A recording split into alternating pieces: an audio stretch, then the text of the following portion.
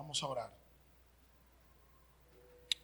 Señor, te adoramos, te bendecimos. Gracias. Te damos una vez más en esta mañana por tu mucha misericordia y tus muchas bondades para con nosotros, Señor. Gracias por cada hermano, Señor, que está aquí, por los hermanos que no están aquí por razones ajenas a su voluntad. Que tu Espíritu Santo, Señor, obre, Señor, en cada uno de nosotros. Y que tu Espíritu Santo nos haga ver, Señor, la verdad de tu palabra, Dios. Y que esa verdad, Señor, de tu palabra que es inefable y toda suficiente, Señor, nos cambie, Señor. Y que nosotros podamos actuar y hacer conforme, Señor, a tu voluntad. Señor, que podamos entender la importancia de la oración y que podamos, Señor, entender, Señor, que nosotros somos dependientes de ti, Señor. Perdona nuestros pecados, Señor. Perdona, Señor, nuestras faltas, nuestras ofensas el uno con el otro. Y ayúdanos, Señor, a entender que Jesucristo es el centro y debería ser de cada una de nuestras acciones. En el nombre de Jesús. Amén. En esta mañana vamos a entrar ya en lo que es el versículo 17. Versículo 17, Evangelio según San Juan. Vamos a leer solo el versículo 1 y vamos a estar hablando de la oración de Jesús. Evangelio según San Juan, capítulo 17, versículo 1. Y leemos: estas cosas habló Jesús y alzando los ojos al cielo dijo: Padre, la hora ha llegado. Glorifica a tu Hijo, para que el Hijo te glorifique a ti. La oración. Dios orando a Dios. Y podría ser ese un buen título. Dios orando a Dios. Y tendríamos que preguntar de manera inmediata ¿qué es la oración? Y me llama la atención como la define Tim Keller. Tim Keller dice que la oración es un deber y es una disciplina. Pero también dice que la oración es conversar con Dios y que la oración es una interacción balanceada de alabanza, confesión, acción de gracia y petición. Eso, la oración, una disciplina. Y fíjense que cuando nosotros hablamos de una disciplina, no podemos conseguir una disciplina si nosotros no trabajamos en ella. De igual manera, nosotros no vamos a conseguir el deleite de la oración si nosotros no trabajamos en ella, si nosotros no nos sumergimos en un trabajo arduo para nosotros entonces poder deleitarnos en la oración. Es una conversación con Dios porque orar es hablar con Dios y la intención en la oración es yo poder ir a Dios y echar todo sobre Él. Pero también dice Él que es una interacción balanceada y esto agrupando en todo esto lo que es la alabanza, confesión, porque esto todo esto sucede dentro del proceso de la oración, acción de gracias y peticiones, que es más o menos todo lo que gira. Pero me llama la atención también como Miguel Galeano también hace una definición en torno a lo que es la oración. Cito: la oración es un medio para un deleite mayor en Dios que nos permite escucharlo, hablar con Él y meditar en Él. No se trata simplemente de tomar un tiempo para orar, buscando solo cumplir con toda una tarea o sentirse mejor por eso. Más bien, la oración forma parte del diseño de Dios para que lo conozcamos más y recibamos las misericordias compradas por Cristo que nos llevarán a deleitarnos más en Él. En segundo lugar, la oración es una negación a nosotros mismos para depender de Dios. Y a veces actuamos como si la solución a nuestros problemas, temores o aún a nuestros deseos de acercarnos y hacer cosas para Dios dependieran de nosotros mismos. Pero Dios quiere que sus hijos vengan a Él en humildad, en dependencia, reconociendo que Él sabe todo cuanto los creyentes necesitan. Fin de la cita. Entonces podemos decir entonces que orar, y que para orar no importa la situación por la que nosotros pudiéramos estar pasando. O sea, no es que las escrituras nos dicen cuando tú estés solo en el momento de angustia debe orar, cuando tú estés solo en el momento de alegría debe orar. No, es que siempre el creyente debe ir a su Dios en oración. Porque la oración expresa el anhelo del corazón del creyente a su Dios. Y es en esa interacción de la oración en la que el creyente expresa ese anhelo. Mire cómo lo dice el Salmo 42, versículo 1 y versículo 2. Como el siervo brama por las corrientes de las aguas, así clama, oh Dios, el alma mía. Mi alma tiene sed de Dios, del Dios vivo. ¿Cuándo vendré y me presentaré delante de Dios? El salmista aquí está expresando una sequía en su alma y su corazón, un corazón sediento, y el salmista clama a Dios angustiado, desesperado, diciéndole a Dios: tengo sed de ti. Un corazón sediento, un corazón atribulado, un corazón que anhelaba sumergirse en las aguas profundas de su Dios. Un corazón que necesitaba acercarse, necesitaba saciar su sed. Pero mire cómo dice el Salmo 34, versículo 15. Los ojos de Jehová están sobre los justos y atentos sus oídos al clamor de ellos. El Señor está atento a sus hijos. El Señor está pendiente a lo que sucede a su siervo, es lo que está diciendo el salmista. El Señor está atento a la oración de su siervo, y por ende nosotros podemos ir a nuestro Dios en oración, podemos ir confiadamente a nuestro Señor, y es seguro que nosotros vamos a encontrar seguro, refugio seguro en los brazos de nuestro eterno Señor.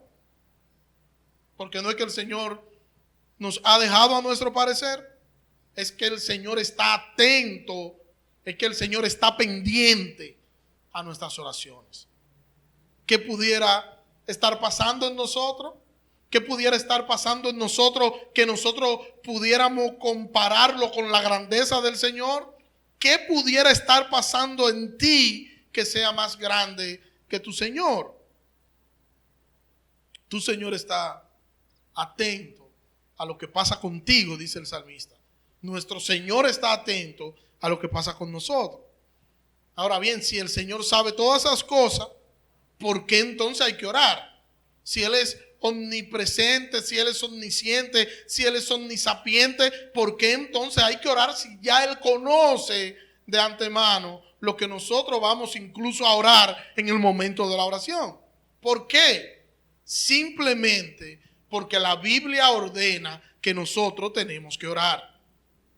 Tan simple como eso. Jeremías 33:3.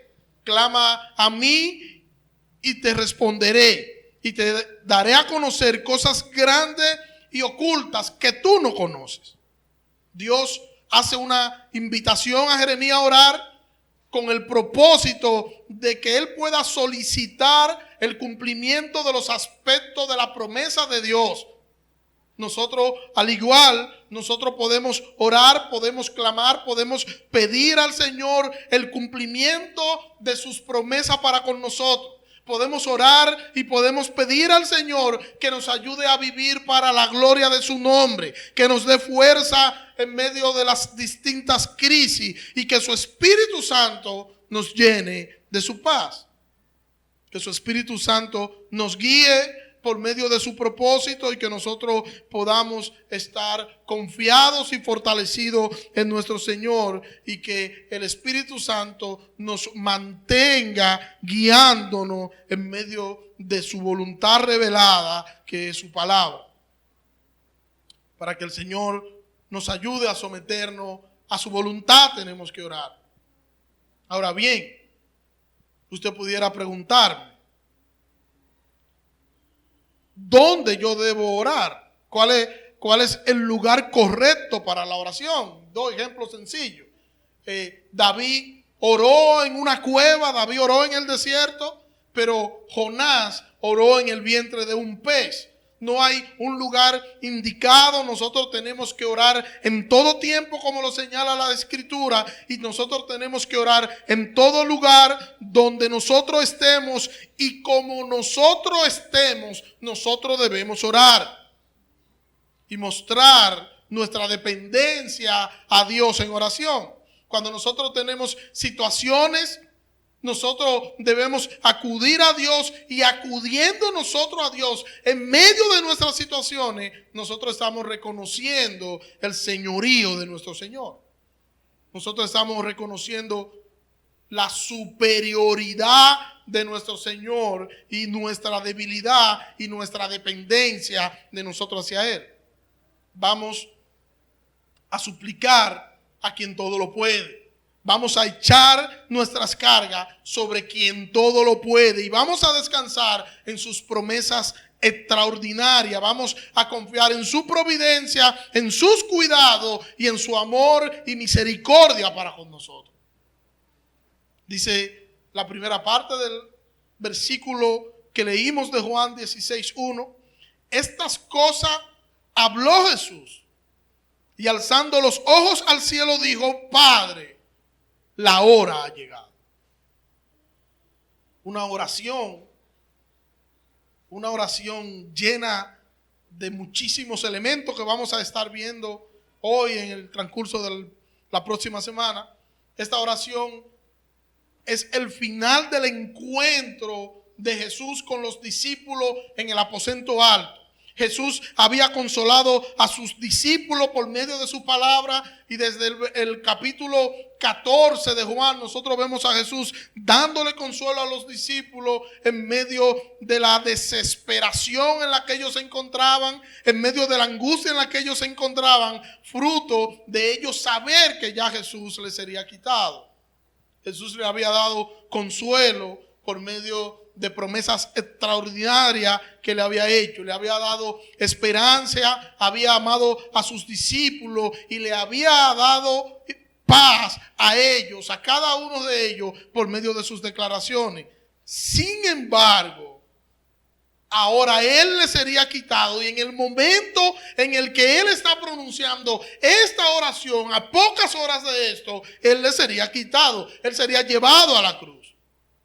Ya su obra estaba a punto de concluir y sus discípulos serían esparcidos. El temor iba a llenar el corazón de los discípulos y ellos se iban a lamentar por un corto de tiempo, pero luego ellos se iban a alegrar, su tristeza se iba a convertir en gozo. Mire cómo lo dice Juan 16, versículo 20. En verdad os digo que lloraréis y os lamentaréis, pero el mundo se alegrará. Estaréis tristes, pero vuestra tristeza se convertirá en alegría.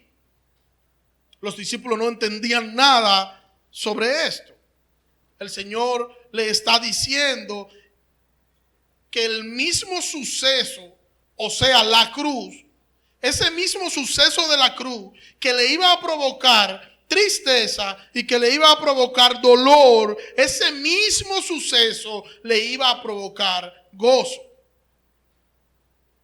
Y luego le aclara que la venida del Espíritu Santo, ese suceso, ese hecho que iba a acontecer luego de la cruz, traería un gozo inefable sobre las vidas de aquellos que creían en Él. Iban a ser fuertes, porque el Espíritu Santo iba a estar en ellos, porque ellos iban a ser fuente del Espíritu Santo, por ende iban a ser una fuente de gozo. El gozo de ver a Jesús luego resucitado iba a borrar todo el dolor que ellos sintieron al momento de verle. Serían llenos de gozo. El gozo del Señor iba a estar con ellos, y en ese punto entonces Jesús comienza a orar. Jesús dice el texto que mira al cielo y entonces inicia su oración. Se dirigió al Padre conociendo su sumisión al Padre. Nos dejó ver ambas cosas: su dependencia al Padre y su sumisión. Y recordemos algo importante, y es que en los primeros capítulos de Juan es recurrente nosotros leer, nosotros escuchar que Jesús decía que mi hora no ha llegado. Mi hora aún no ha llegado. Y eso lo vimos en los primeros capítulos del libro. Pero ahora, aquí, en este momento, al inicio de esta oración, Jesús empieza a decir, la hora ha llegado. Y esta frase de la hora ha llegado está haciendo referencia a la culminación de su ministerio terrenal. O sea, que esta frase encierra su muerte, su resurrección y su ascensión al cielo. Mi hora ha llegado. Dios el Padre se había propuesto salvar en Dios el Hijo a aquello que Él había escogido en la eternidad pasada. Una elección hecha por Dios mismo. Y es ahora cuando esto ha sido consumado, cuando este hecho será consumado. Y por eso Cristo dice que la hora ha llegado.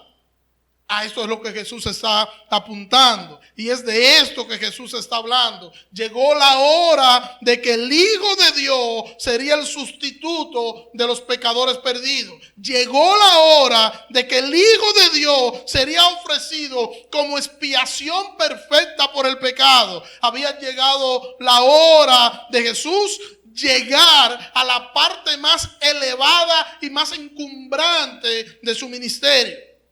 Su sacrificio. Esa hora ya había llegado y Él lo está declarando aquí en esta oración. Esta hora en la que el Cordero de Dios que quita el pecado del mundo sería sacrificado. Y esta hora también sería el triunfo sobre el reino de las tinieblas y sobre el pecado. La hora que marcaría el curso de la humanidad. Dios en la cruz muriendo por pecadores inmerecidos. La hora ha llegado donde el Hijo glorificaría al Padre y luego el Padre glorificaría al Hijo.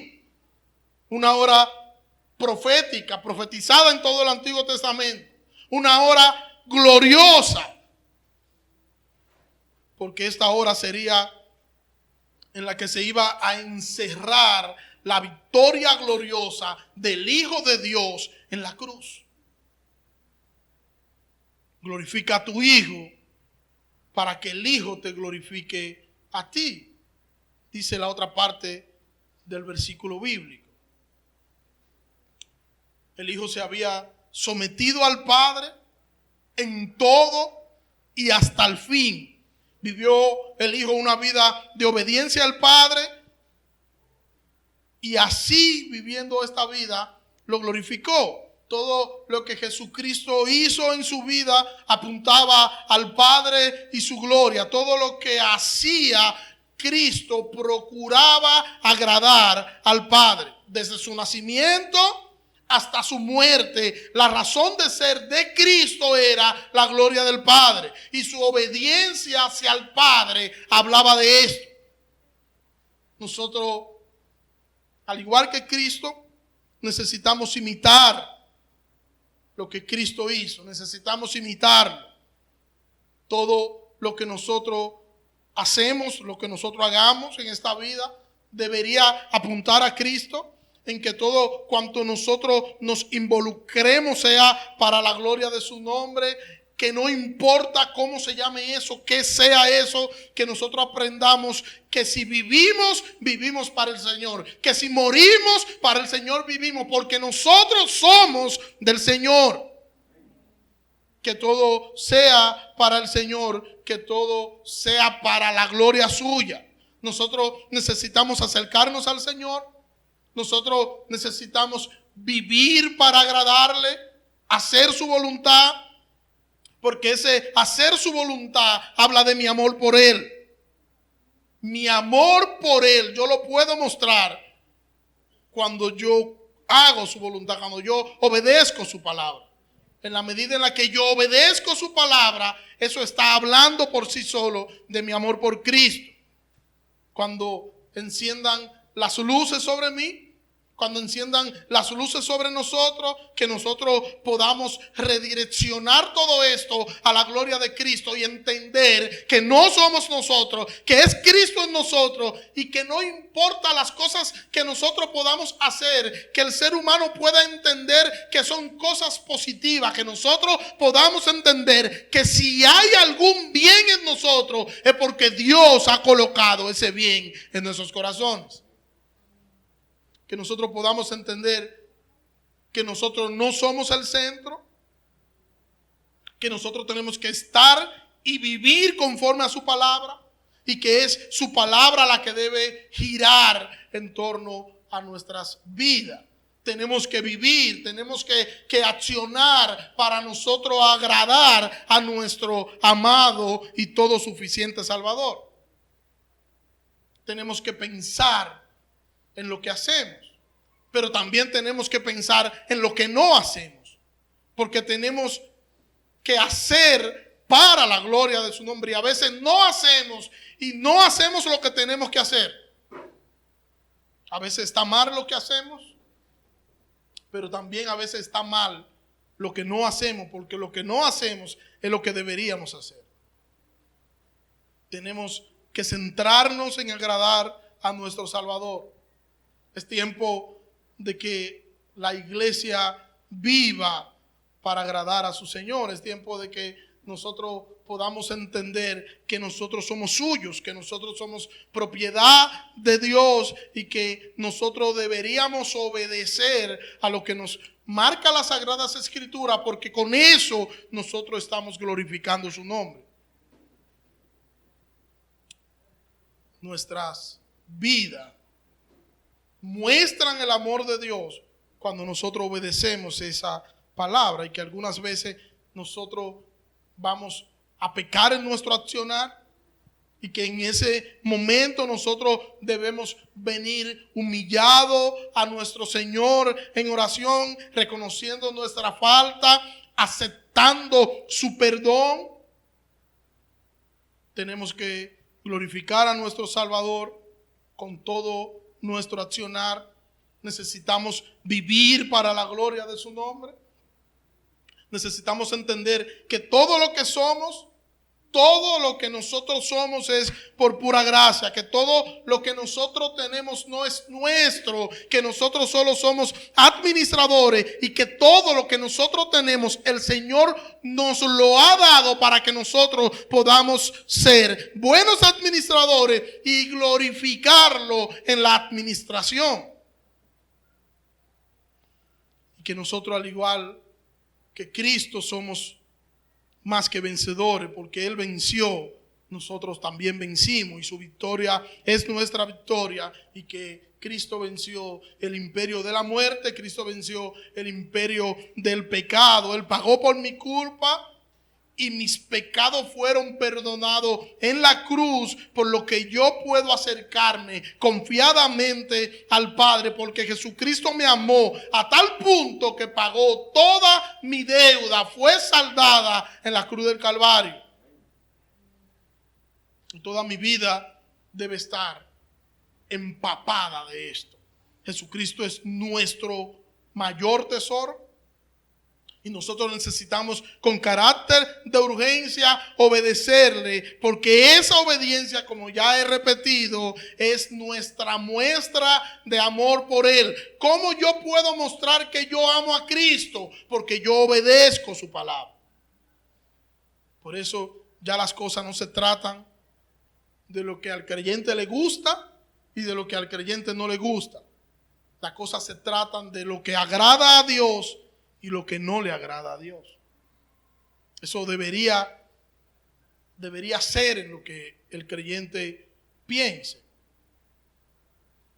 Las Sagradas Escrituras, la palabra de Dios debería ser el centro del pensamiento de los creyentes, la razón del pensamiento, o en lo que gire el pensamiento del creyente en su palabra, lo que está establecido en ella.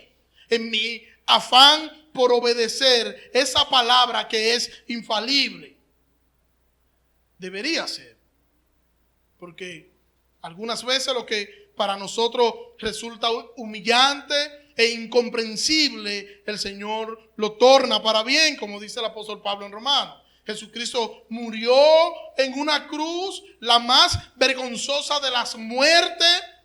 Lo vieron sus discípulos derrotados, lo vieron sus enemigos derrotados. Todo aparentemente se había perdido. Muchos huyeron, muchos escaparon tras sus temores.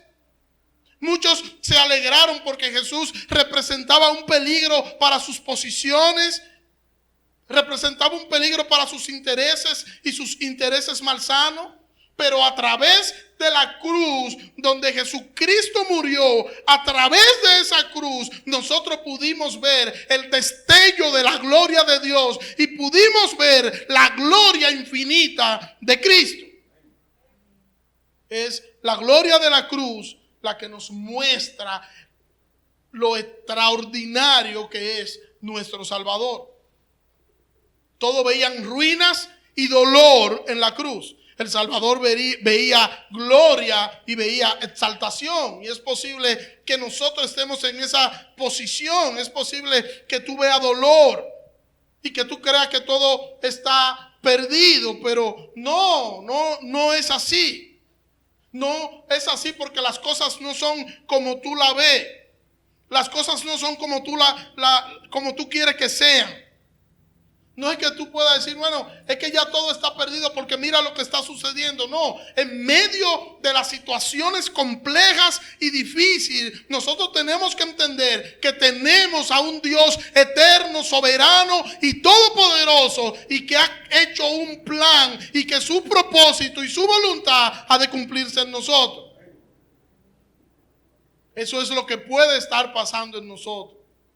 Pero Dios dice otra cosa. Todo el mundo puede coincidir en que nosotros estamos derrotados, en que no tenemos esperanza, pero Dios dice todo lo contrario. Todo aquel que cree en Cristo, Cristo le da fuerza. Por eso dice el texto que todo lo podemos en Cristo, porque Cristo nos fortalece. Dios no ve las cosas como nosotros las vemos. Y qué bueno que es así.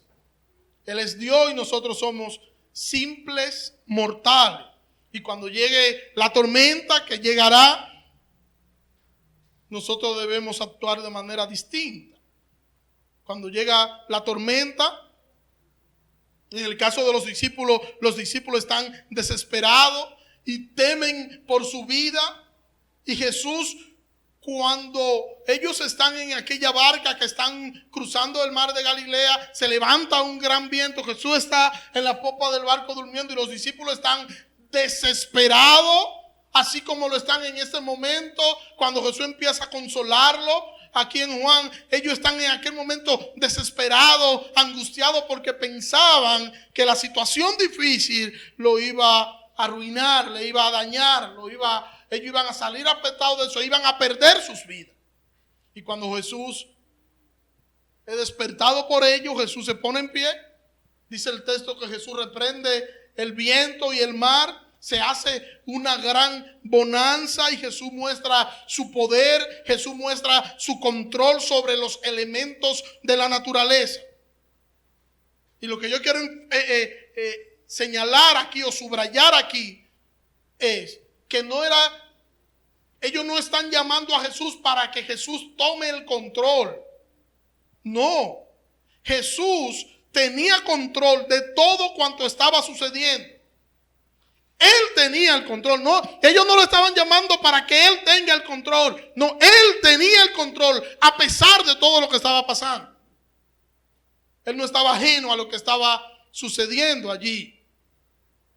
Y eso pasa con nosotros. No está ajeno a lo que está sucediendo y a lo que pueda suceder con nosotros. No, Él no está ajeno, Él tiene el control. Él sigue teniendo el control. El hecho de que su propósito, de que su voluntad, nosotros no la conozcamos, no significa que Dios no tenga el control de las cosas que están sucediendo en nosotros y alrededor de nosotros. Si nosotros somos propiedad privada de Dios. Nosotros, al momento de experimentar dolor, tenemos que entender que nuestro Señor no está ajeno a lo que nosotros estamos pasando. Nosotros tenemos un Salvador que venció el pecado. Nosotros tenemos un Salvador que venció la muerte, que nos ha hecho más que vencedores, que ha triunfado para que nosotros, al igual que Él, podamos salir airosos de este mundo pecaminoso. Estamos confiados y deberíamos estarlo, confiados en sus providencias. El Señor es nuestro excelso y nuestro sublime Salvador, y nosotros tenemos entonces un gran y poderoso Salvador, y es Él quien debería ser nuestro todo, nuestro Señor. Que vemos nosotros en esta oración de Cristo. En esta oración de Cristo vemos dos cosas: vemos confianza y vemos sumisión. Confianza en el Padre y confianza en lo que es Él, y sumisión total al Padre. Dos herramientas que nosotros tenemos que considerar. Nosotros tenemos que confiar en nuestro Salvador ante cualquier situación, confiar ante cualquier situación, creer, y ante cualquier situación esperar en su providencia, porque Él hará en su tiempo, obrará para su gloria, y todos serán testigos de eso. Y lo otro que nosotros necesitamos es la sumisión. Sumisión a la palabra de Dios. Que su palabra sea nuestra guía, nuestro norte, y que nosotros dejemos de hacer las cosas simplemente porque nos convienen, y nosotros podamos empezar a hacer las cosas porque es lo que la Escritura enseña. Empezar a vivir el Evangelio en nuestras vidas, entendiendo que vivir el Evangelio es la muestra de amor que yo hago a mi Salvador.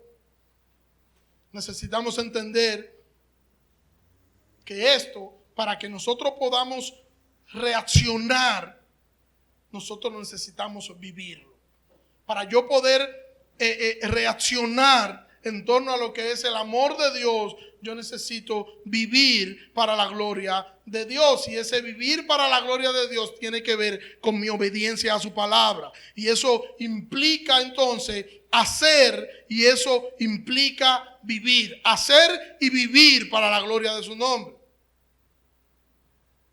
Esto tiene que ver con la oración, tal y como estamos viendo aquí en esta parte de la oración de Jesús. Su sumisión al Padre. A pocas horas de su crucifixión, Jesús sabía lo que le esperaba.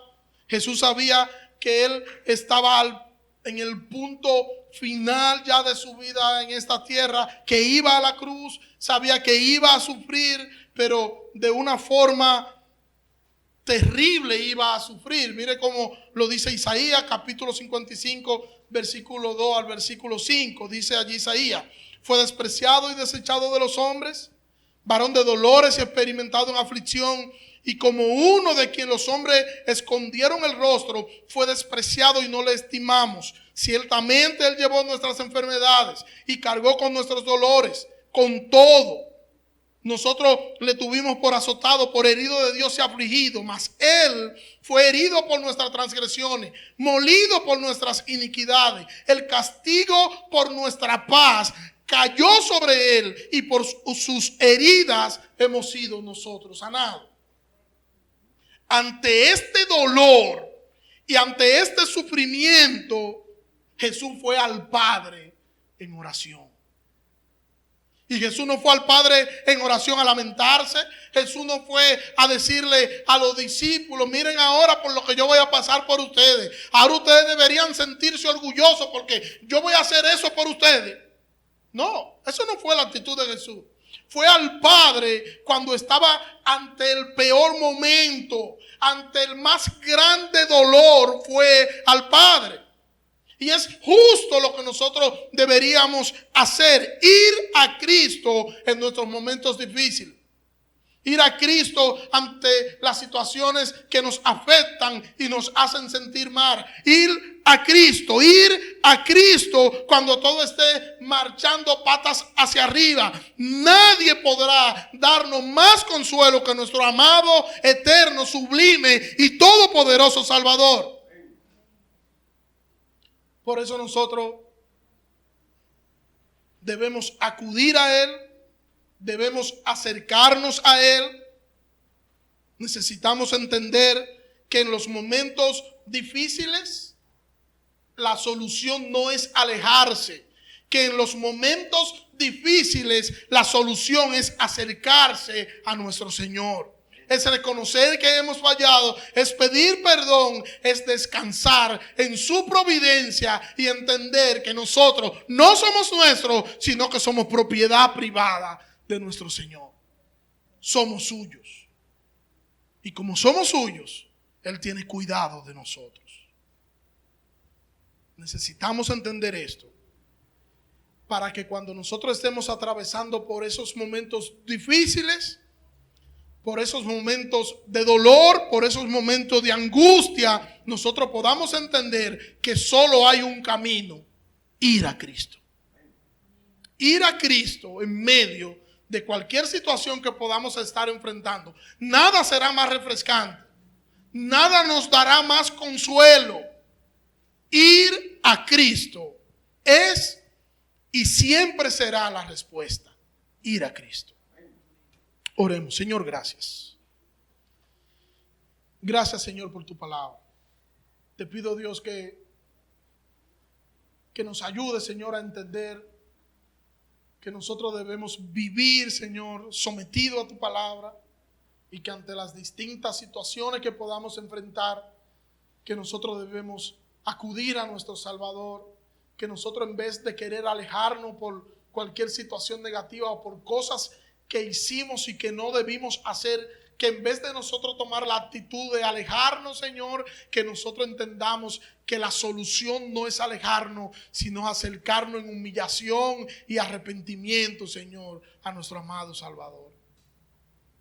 Perdona nuestros pecados, Señor, y ayúdanos, Dios, a entender que Cristo es todo para nosotros. En el nombre de Jesús.